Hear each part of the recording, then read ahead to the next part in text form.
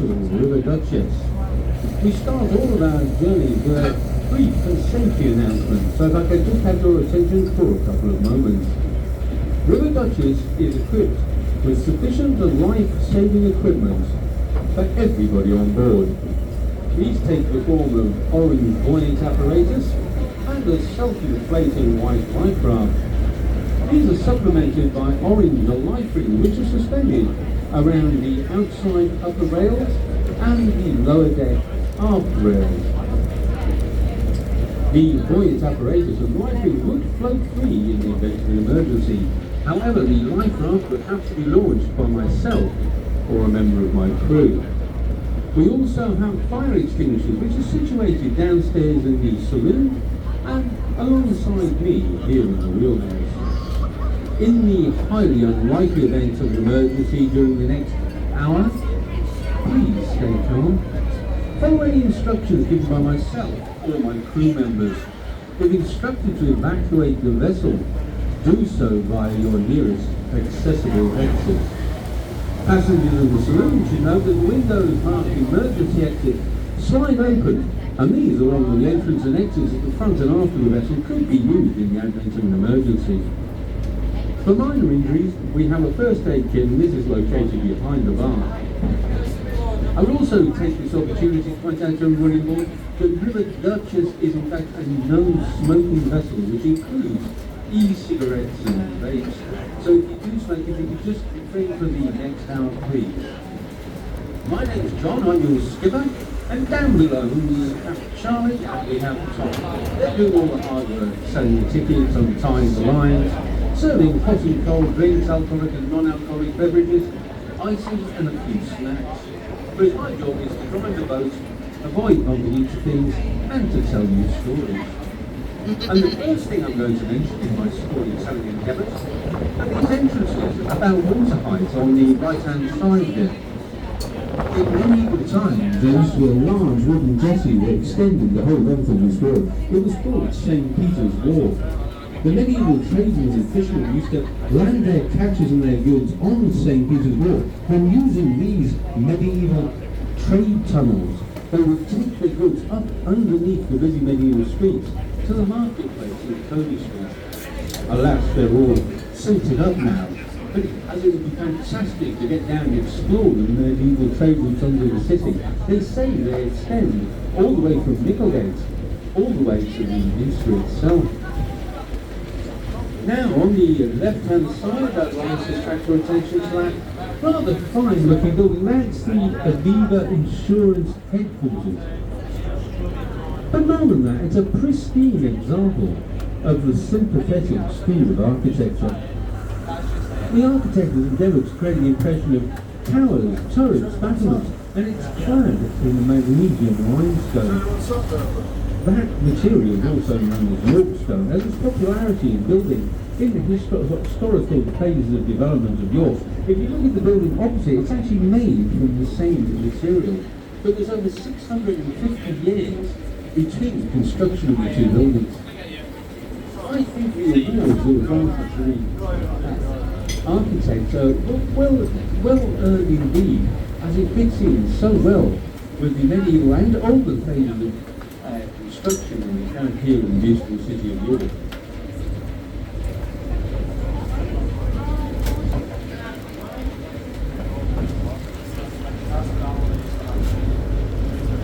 That's Scarborough Bridge. Now that was the first ever railway bridge anywhere in the world to connect an inland city with a coastal port. No prize for guessing which one. Scarborough. It was actually constructed in 1845 and it was designed by Robert Stephenson, son of George Stephenson, the famous Stephenson rocket plane. The actual stone pillars you see are the original Victorian stone pillars. However, the span was replaced as recently in 2019. After 160 odd years of trains tumbling over it, the Victorian span had become very rickety indeed. Every time a train went over, bits were falling off into the river. They started to pose a hazard to navigation, so they had to replace the old span. However, the new one holds true to the original Robert Stephenson design, in that it's both a pedestrian bridge and a train bridge. And when you share the bridge with a train, the wheels churn around just about head height as it makes its way across the bridge. It can be quite disconcerting if you're not prepared for it.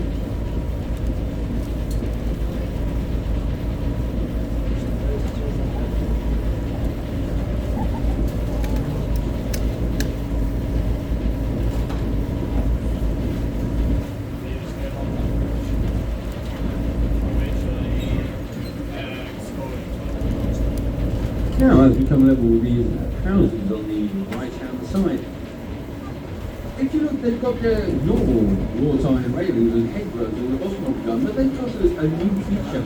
Halfway up the gardens, they have a second wall topped with glass plates and interspaced with large grey steel doors. In the year 2000, the York suffered its highest ever recorded flood.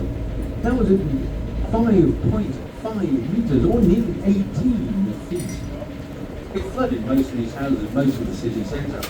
Those secondary walls with those big steel doors and glass plates are actually the most recent addition to York's flood defences. And those actual gates would hold a flood of 5.5 metres at bay. I often wonder why the glass plates on top of the walls and gates though. I wonder if it's when the householders get trapped in their houses by the rising waters, do they entertain themselves by watching the fish swim by?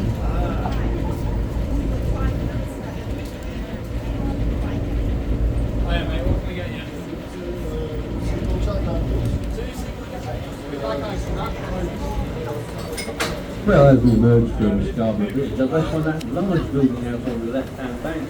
That's the National Railway Museum. We're very proud of the National Railway Museum here in York, as it was the first national museum of any form to be opened outside of London. It's the largest railway museum in the world. It features 250 rail and rail-related exhibits. I've already mentioned one of them. George Stephenson's rocket in 1829. That became the fastest machine in the world, travelling at some 30 miles an hour. Doctors at the time said it was untenable for human beings to travel at such velocities without going insane. I don't know what they would have made of the Japanese Shinsen bullet train, which is quite close to the Stephenson's rocket in there. That travelled about 15 to 20 times faster than the rocket. And it's the only Shinsen bullet train on display anywhere outside of Japan. My favourite one of the exhibits is Sir Nigel Gresley's Mallard. The Mallard in 1938 set the world's steam speed record at 126 miles per hour.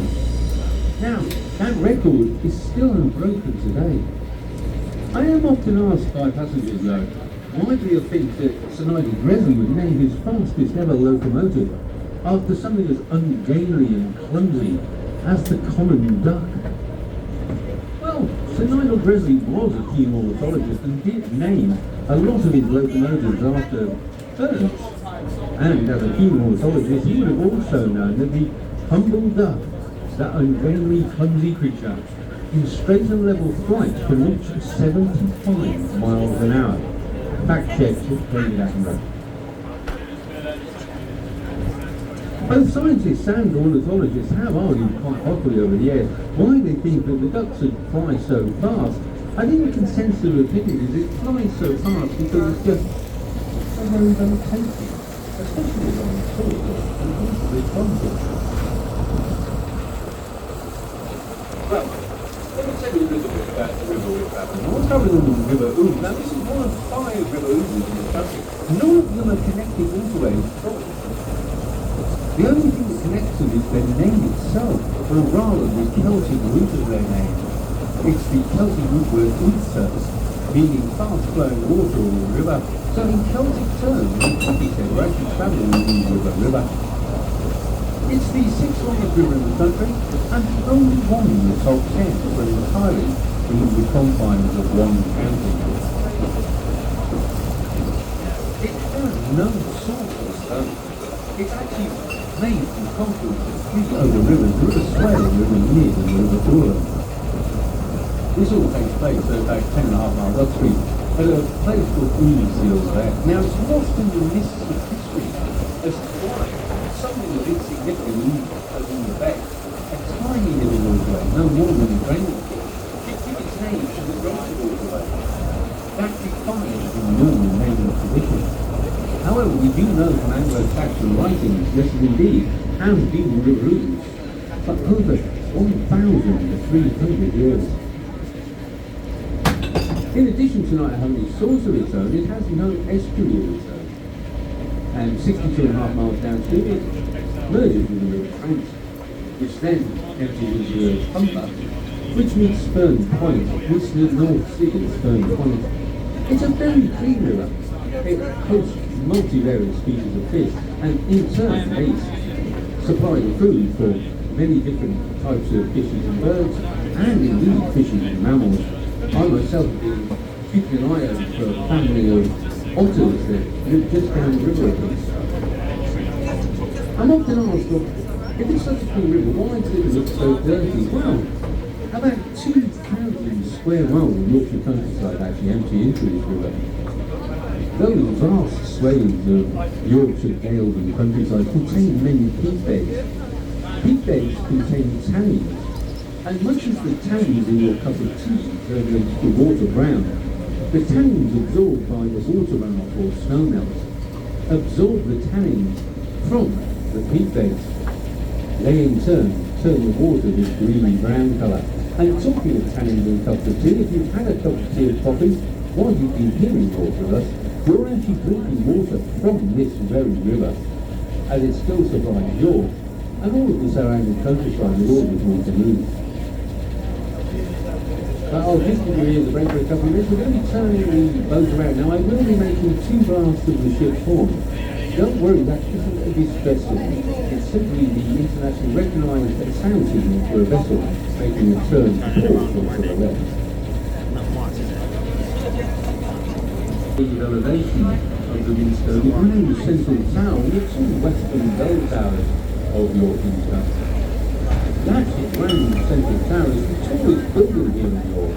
It stands at 213 feet, and it's likely to remain the tallest building because the bylaws in place that stop anything being built taller or closer to the face of God than the grand central tower of York Minster. Anything putting in the plans and to come closer will be automatically rejected. That grand central tower also contains the world's largest medieval stained glass window. In 1941, the window was assembled for shipment to a disused coal mine in Wales. It was to protect it from German bombing. The conservators who disassembled it catalogued over 1 million pieces of coloured glass. It must have posed quite a jigsaw puzzle to put it back together after the end of hostilities. The building itself is Northern Europe's largest Gothic building. Now that is by the specific measurement of the volume alone, because even here in England, Shaftesbury is taller and Winchester longer. It took a staggering 250 years to build. It was originally consecrated by the Archbishop of Walter de Grey in the year 1205, but it wasn't completed until 1472. Now that's not how long medieval stonemasons would take to erect such an edifice. If you travel just a little further north to Durham, you'll see another rather grand Norman cathedral. That only took 80 years from consecration to completion. It's more of a statement of the political, social and religious unrest that York went through during the period of its construction than a statement on the skill of medieval stonemasons. I'd like to keep your attention on the left-hand side, and that building over there will be 4 towers and the church spire behind it. Now that's St. Peter's School. Simply put, that's the oldest school in England, and perhaps the 3rd or 4th oldest continuous seat of education anywhere on the planet. It was actually opened in the year 627 by the Anglo-Saxon Archbishop Paul Linus. Now just put that in perspective, that's some 200 years before even the Vikings got here. And it's still a school today.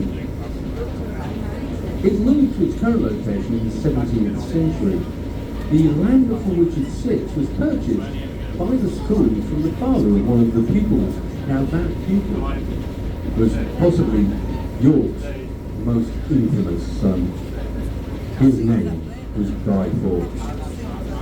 Guy Fawkes and fellow conspirators planned to assassinate James I on the 5th of November 1605. To do this, they filled the basement of the Houses of Parliament with large barrels of gunpowder, intending to blow up the Houses of Parliament when King James visited.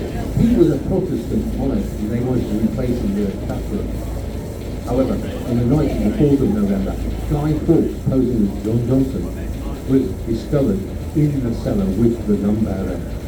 When questioned as to his intentions, he replied, "I intend blowing you beggars back to the Scottish mountains from whence you came." It was taken as a little bit of a confession. I don't think I would have said that. I think I would have said something more along the lines of, gunpowder? I know nothing of this gunpowder of which you speak. I've just been carried here a while to look after these barrels of red wine for a friend. But he didn't. He was somewhere in torture, no torture when the men war with his fellow conspirators. For his part in the dastardly plan of attempted regicide, he was sentenced to a decent years. He was sentenced to be unrolled and quartered. This meant he'd be hung by the neck till practically dead, but while still alive, he'd be cut down, he'd be sliced from his navel to his breastbone. His intestines would be drawn out of his living body. They'd be coated in tar and pitch and set to fire. Shown to his agonised face where he was attached to 4 strong horses, which would be driven north, east, south and west, ripping him apart.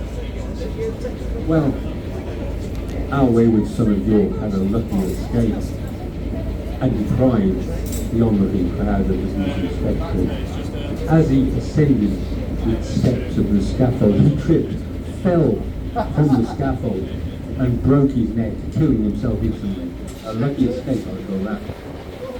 The school must have been a hotbed of religious, political dissent, as out of the 8 conspirators, 3 of them attended that school. The other 2 were brothers John and Christopher Wright. They died in a hail of government and parliamentarian musket fire in a shootout in the West Midlands from information gained from Guy Fawkes under torture. They do have a bonfire at St. Peter's every year, but they don't burn an effigy of Guy Fawkes. Because as the headmaster said, it's awfully bad form to burn an old wood over there. Right, I'd now like to attract your attention to that tower over there on the left-hand side. Most people just think it's part of York City Hall, but actually it's not.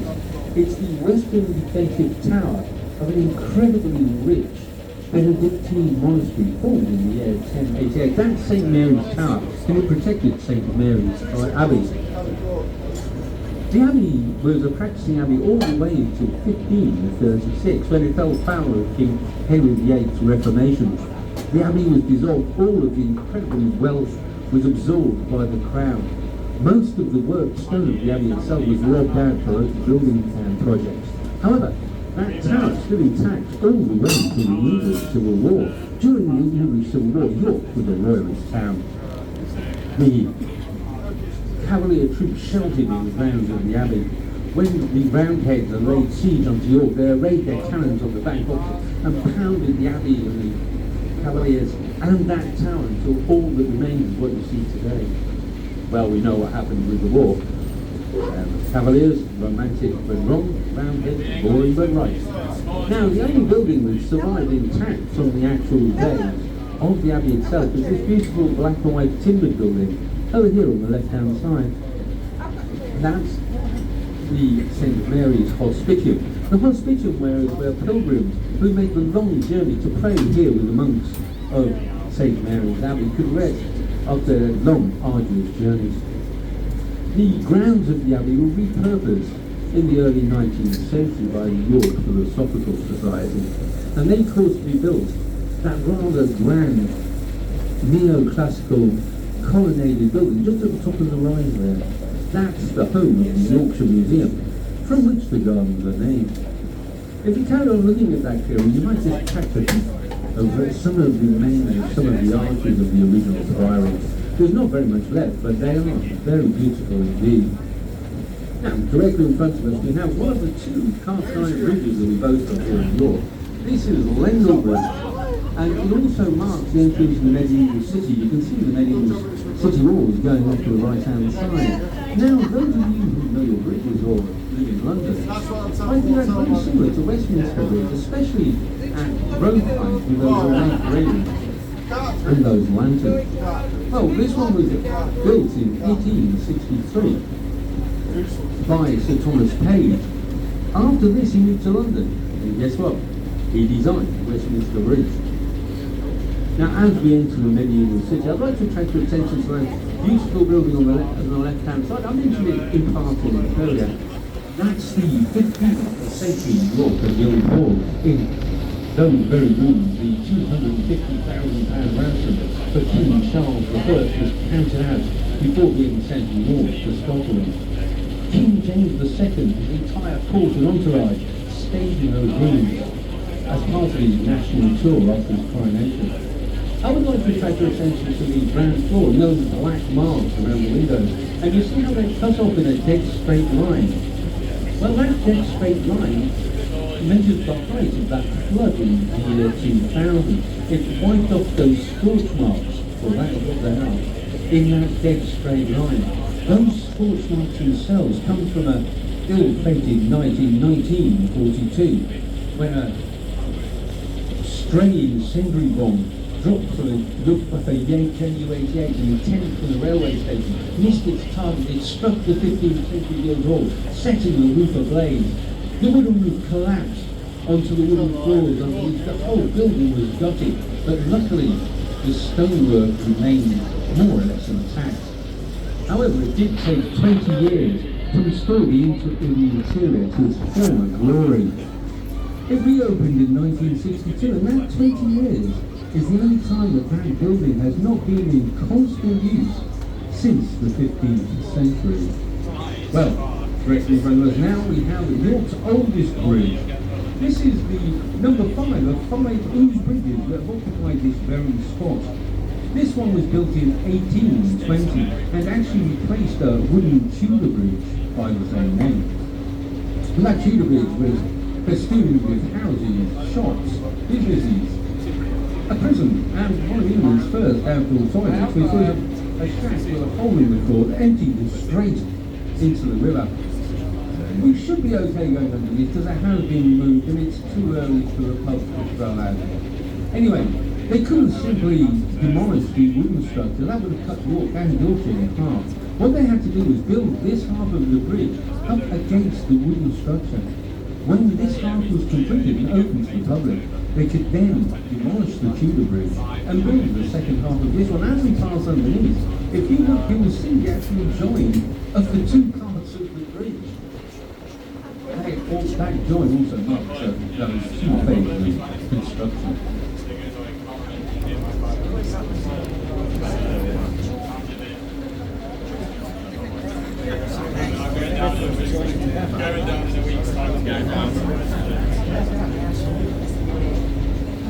There it is, just there. Well, now as you come up behind the Utrecht, we enter the inland port of York. There's been an inland port here for just under 2,000 years. If you look to the right on Queen Estate, you'll see well-preserved facade of Woodmill Quay and some of the cranes that used to operate here. Also, the ghost outline of the warehouses going down the rest of Queen Estate gives testament to the heavy industrial nature of this port in its heyday. And in its heyday, it was the second busiest inland port in the country outside of London itself. Goods from all over the world, such as cocoa, sugars, dried fruits, spices, were all brought here by Humber sailing barges. You can imagine the picture with those steam cranes bellowing big clouds of black coal smoke and hissing steam as they drag those sacks of exotic goods from the decks of the Humber sailing barges up into the warehouses. I've seen pictures in Victorian times when those Humber sailing barges were moored up so tightly you could more or less walk from one side of the river to the other without even getting your feet wet, or the Anglo-Saxon word wetted. Alas, these are no longer warehouses. They're now hotels, dignities, flats, Airbnb. Not much freight moved by river in England anymore. However, my favourite of the conversions is this one on the end, on the right-hand side. That's the old bonding warehouse where those exotic goods from all over the world can be stored until such time as the customs and excise tickets to be paid on them, and they can be released out into the easily waiting marketplace. Well, then ahead of us we have the second of Thomas Page's actual cast iron bridges. Now, I just think that does mark the other end of the medieval city of York, but I'll talk about it a little bit more when we come back upstream. For now, I'd like to attract your attention to the gap between the old warehouse and the bridge. If you look to the right and through the tree canopy, you'll see a small green hill. We've been six walls over there. That small green hill is a souvenir left over from the conquest of Britain by the Normans. The Normans in their siege of York were taken forward before built two large hills on either side of the river. This one remaining with two bathing hills. On top of those hills they built two motivated castles. And to control access to the port, they simply built a great change to the river at this location. By raising the road change, they could deny the glass or exit itself. Now, as we go out of the medieval city on the bridge, we're probably well medieval York, frankly. Well, au contraire, at the time, it was the second biggest city in England, and it was the capital of Northumbria. Northumbria was the biggest administrative area in the whole of the country. It stretched from the Humber River all the way up to and including southeast Scotland. It was the influence of J.R.R. Martin's Game of Thrones, but in fact it isn't Candy Durham itself, but it is called the Dragonville, and it doesn't matter how many times they said they used to have one, I don't believe it. Oh, I mentioned those Humber sailing barges earlier. Here on the right hand side you have the example of one of those Humber sailing barges. This one would be blue and white superstructure with a black deck and black hull. She was built in 1904. When we built the main form of propulsion was a large mast and sails with a keyboard down either side of the hull, to give us some stability when we've been coastal work. Local inhabitants of fact very better used to do those exotic goods. Some changes are like the large mast has been removed, along with the keyboard down the side, and an engine was given her a new hand and she's still a commercial vessel. She's now an Airbnb, so she's still bringing business to New York. If you ever wanted to explore the sailing barge, you need to do a look at that. I'm not on commitment, I'm not telling you. Well, I'm a boat geek, and as you can imagine, this boat is my favourite boat in this whole stretch of the river. It's a Dutch agricultural barge, Morgenstern. She was a working girl, plying a trade around along the canals of Amsterdam and the rest of Holland. She's got a bit of a checkered history as well. In the 1940s, she was commandeered by the German Kriegsmarine. They were going to use her as part of the invading fleet of England, Operation Sea Lion. To this extent, they constructed gun platforms for the deck, and they took out her old engine and replaced it with that of a German U-boat. She's still got that German U-boat engine today. A friend of mine's seen it and he said it's the biggest cruise engine he's ever seen. Well, she did make it over to England, but not as part of an invasion fleet. But to spend a nice drink or a cup of coffee, freshly made coffee. But I've probably had enough of my voice for a few minutes, so I'm going to give you 3 or 4 minutes without the sound of me rattling on. Now, when I do come back up the river, I'll tell you about part of this beautiful part of York, the suburb, that hadn't been for that, we might have won the Battle of Hastings. And for another part of this area, that hadn't been for that, there would never have been a city of York in the first place. So, enjoy this beautiful summer, albeit a little windy night, just for a few minutes.